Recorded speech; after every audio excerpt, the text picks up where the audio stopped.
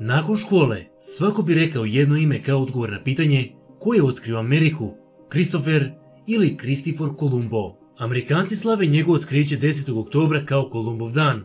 Oni ovako obeležavaju trenutak kada je 12. oktobra 1492. godine Kristofer Kolumbo, italijanski istraživač, trgovac i moreplovac, zvanično kročio nogom na Ameriku, iliti Amerike, te je pripisao ovu novu zemlju Španiji. Ljudi najčešće kažu Kolumbo je otkrio Ameriku, međutim pravilnije bi bilo reći da je Kolumbo tokom svojih putovanja, a bilo ih je 4, upravo predstavio Ameriku zapadnoj Evropi. Putovanja se odvijala od 1492. do 1502. godine. Također sigurno je reći da je on upravo uklesao put za masivni priliv zapadnih Evropljana koji će formirati nekoliko novih nacija, uključujući Sjedinjene države, Kanadu i Meksiko. Ali reći da je Kolumbo otkrio Ameriku je pomalo pogrešno, jer mnogi su pre njega kročili na ovu tada nepoznatu teritoriju.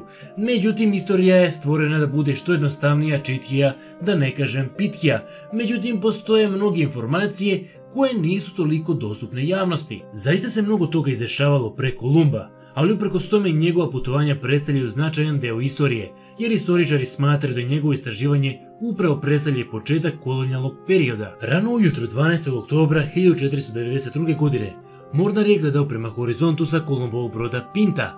Odjednom pojavilo se kopno. Početak putovanja je bila luka Palos u Španiji i nakon 10 nedelja putovanja Kolumbo i njegova posada su stigli negde. Kolumbo je mislio da je pronašao istočnu Indiju, ali zapravo on je bio u Bahamima. Malo je još istraživao te se vratio u Španiju. Prema nekima poneo je i sifilis sa sobom. 1502. godine trgovac i moreplovac Amerigo Vespucci shvatio je da Kolumbo nije u pravu, već da je reč o novom svetu. Ova vest se raširila širom Evrope i Amerika je kasnije dobila ime upravo po njemu. Sve u svemu, ni Kolumbo ni Vespucci nisu bili prvi ljudi koji su kročili u Ameriku. Pre njih su bili, verovali ili ne, Vikinzi. Zatim tu su legende o Kinezima, a postoje priče o precima samih domorodaca. Oni su naselili ova područja pre mnogo hiljada godina. Malo se o njima zna. Ko su oni bili? Koliko su bili napredni? Skoro se ništa ne zna o njima. Međutim, postojali su. Sve svemu, ovo će biti veoma zanimljiva tema i ukoliko vam se sviđa moj rad, bilo bi mi od pomoći ukoliko biste ostavili like na video kako bismo češće sa ovakvim temama zalazili u trending.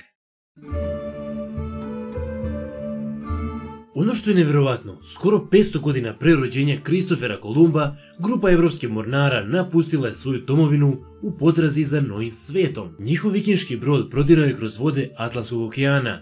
Nakon što su prešli u nepoznate vode, ovi Norvežani na drvenom brodu imali su priliku da špioniraju novu zemlju. I ne samo to, već su imali priliku da je istraže. 500 godina pre nego što je Kolumbo otkrio novi svet, deluje da su Vikinzi bili prvi Evropljani koji su kročili na severnoameričko područje. Vođa ove ekspedicije se zvao Leif Erikson, bukvalno istraživanje bilo u krvi njegove porodice. Njegov otac je bio Erik Crveni, on je upravo sagradio prvu norsku koloniju na Grenlandu nakon što je izbačen sa Islanda 985. godine zato što je ubio komšiju. Da krvnije voda pokazuje to da je otac Erika Crvenog proteran iz Norveške jer je također počinio ubistvo. Erikson, za koga se veruje da je rođen na Islandu 970. godine, proveo je svoje, da kažem, rane godine na Grenlandu. 1000. godine plovi na istok ka svojoj domovini Norveškoj. Tamo ga je kralj Ula I Tryggvason preobratio u hrišćanstvo, te mu je dao zadatak da on to isto učini doseljenicima na Grenlandu. Inače, Eriksonova majka je sagradila prvu crkvu na Grenlandu. Sada zašto sam napravio njegov mini istorijat? Pa, kako se ne bi zabunili, sigurno biste se pitali zbog čega je uopšte viking istraživač često prikazan sa krstom, tako da sada znate. A sada se vraćamo na priče o njegovom istraživanju Amerike. Islandske legende, poznati još kao i sage, prepričavaju Eriksonove podvige u novom svetu oko 1000. godine. Ove nordijske priče širile su se usmeno od usta do usta, pre nego što su konačno zapisane u 12. i 13. veku. Dve sage daju različite izveštaje o tome kako je Erikson stigao u Severnu Ameriku. Prema sagi Erika Crvenog, Erikson je prešao Atlantik slučajno nakon što se vraćao iz Norveške kada je preobraćen u hrišćanstvo. Međutim, u sagi pod nazivom Saga of the Greenlanders se prepričava detaljno Eriksonovo putovanje u Severnu Ameriku i to nije bila slučajnost. On je čuo za čudnu zemlju od strane islandskog trgovca Bjarni Hjerofsona koji je pre više od decenije plovio obalama Severne Amerike. ali tamo nikada nije kročio nogom. Njegova priča je također nevjerojatno zanimljiva, jer on je mogao postati prvi čovjek koji je otkrio Ameriku, ali tražio je svoje roditelje tako da je to zanemario. A sada se vratimo na Eriksonovo prvo putovanje ka Americi. Erikson je kupio trgovački brod, skupio je posadu 35 ljudi te je krenuo u avanturu. Nakon prelaska Atlantika, Vikinzi su naišli na kamenitu neplodnu zemlju u današnjoj Kanadi. On je dao ovoj zemlji po znacima navoda dosadno ime jer je takva bila i sama okolina. Nazvao je kada se prevede zemlja od kamenih ploča. Istraživači veruju da bi ta lokacija mogla biti ostrvo Baffin. Oni su još malo istraživali dok nisu, kako se veruje, postavili bazni kamp na severnom delu Newfoundlanda. Vikinzi su tu ostali celu zimu baš kao pravi istraživači i vreme im je bilo od koristi ukoliko su poredi sa njihovom domovinom. Oni su istražili okolnu regiju koja je bila prepuna bujnim livadama i divljim grožđe, koje je bilo toliko pogodno za vino da je sam Erikson dao ime ovoj regiji Vinland iliti Wineland. Nakon što su proveli zimu u Vinlandu, Erikson i njegova posada otplovili su nazad do Grenlanda, noseći za sobom drveće i grožđe. Erikson je kasnije nasledio očevu vlast, ali nikada se nije vratio u Severnu Ameriku. Međutim, ostali Vikinzi nastavili su ploviti zapadom prema Vinlandu. Uprkos bogatim resursima Severne Amerike, oni su ostali na pustom Grenlandu. Veruje se da se nisu preselili jer su imali nasilne susrete sa domorodcima. U tim susretima nastradao je Eriksonov brat Torvald. Sada ostaje pitanje da li su ove sage ili ti priče o nordijskim ekspedicijama ka Americi istinite. Verovali ili ne, na kraju se dokazalo da zaista jesu. Arheolozi su pronašli dokaze koji podržavaju priču o nordijskim ekspedicijama u Ameriku. 1960. godine norveški istraživač Helge Ingstad promatrao je obale Labradora i Newfoundlanda kako bi pronašao znakove mogućeg naselja.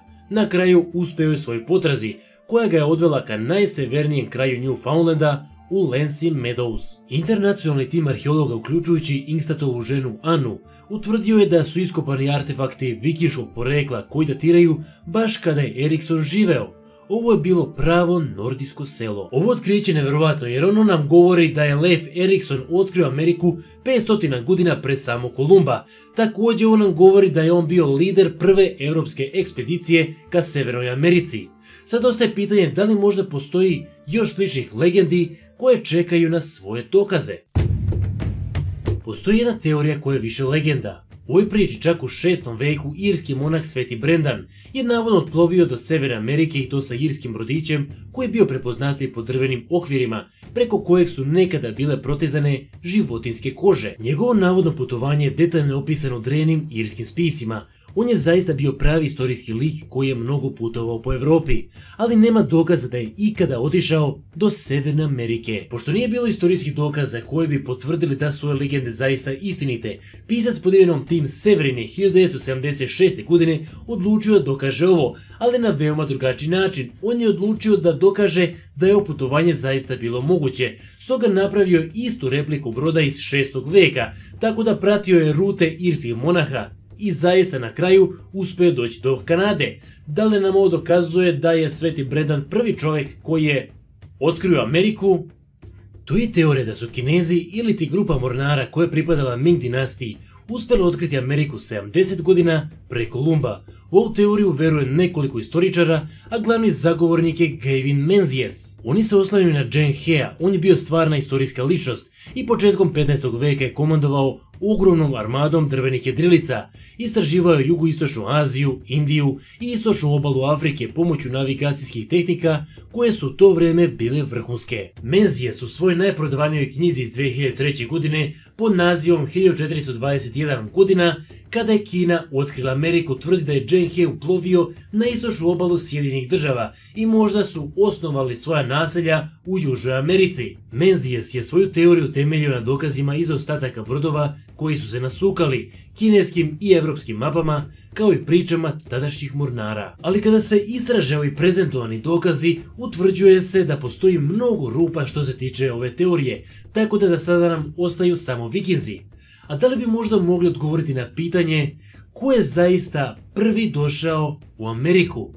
Možda i možemo, ali moramo otići daleko u prošlost. Prema brojnim arheolozima, prvi ljudi koji su došli u Ameriku su emigrirali iz Azije pre nekih 15.000 godina. Prešli su Berigov kopneni most koji je u to doba spajao Aljasku i Sibir. Pre 15.000 godina nivoi okeana bili su mnogo niži, a zemlja između kontinenata je široka stotinama kilometara. Beringov most je sada potopljen. Ovaj kopneni most je imao vitalnu ulogu u širenju biljnog i životinjskog sveta. Tako su brojne životinje prešle iz jednog kontinenta na drugi. Ptice, ribe i morski sisari uspostavili svoje migracione obrasce koji se održavaju do danas. Ljudi naravno u svakodnevnoj potrazi za hranom su pratili ove životinje, tako da su došli do Severne Amerike, a eventualno su se raširili po Južnoj i Centralnoj Americi. Do 70. godina ovi prvi doseljenici su imali svoje ime, Clovis ljudi. Dobili su ime po drevnom naselju koje je otkriveno u blizini Clovisa, Novi Meksiko. To naselje datira još od pre 11.000 godina, a DNK sugeriše da su oni direktni preci skoro 80% svih starosedilačkih stanovnika Amerike. Opšte je prihvaćeno i ovo dodatno komplikuje situaciju, ali pre Clovis ljudi postojali su drugi koji su naseljavali ova područja. Postoje dokaze o njihovim ostacima u Virginiji, Teksasu, Peru i Čileu. Niko ne zna odakle su oni došli, ko su, kako su se zvali, ništa se ne zna. Ovo otkriće dodatno muče istoriju. Kako su onda prvi ljudi došli u Ameriku i ko su oni bili? Zaista je zanimljivo razmišljati o tome kako je izgledao stari svijet i da li je zaista onakav kakav nam je prezentovan u prihvaćenoj istoriji. Jedno je sigurno, Kolumbo definitivno nije prvi otkrio Ameriku. Hvala svima što ste izdvojili vreme za video, nadam se da ste uživali u klipu. Ukoliko imate vremena i ukoliko vam se svideo klip, zaista mi je bilo od pomoći ukoliko biste ostavili like na video, jer će na taj način dopreti do većeg broja ljudi. Također možete me podržati putem Patreona, a možete me zabrati na društvenim mrežama, svi linkovi su u opisu klipa. Do sljedećeg viđenja, pozdrav!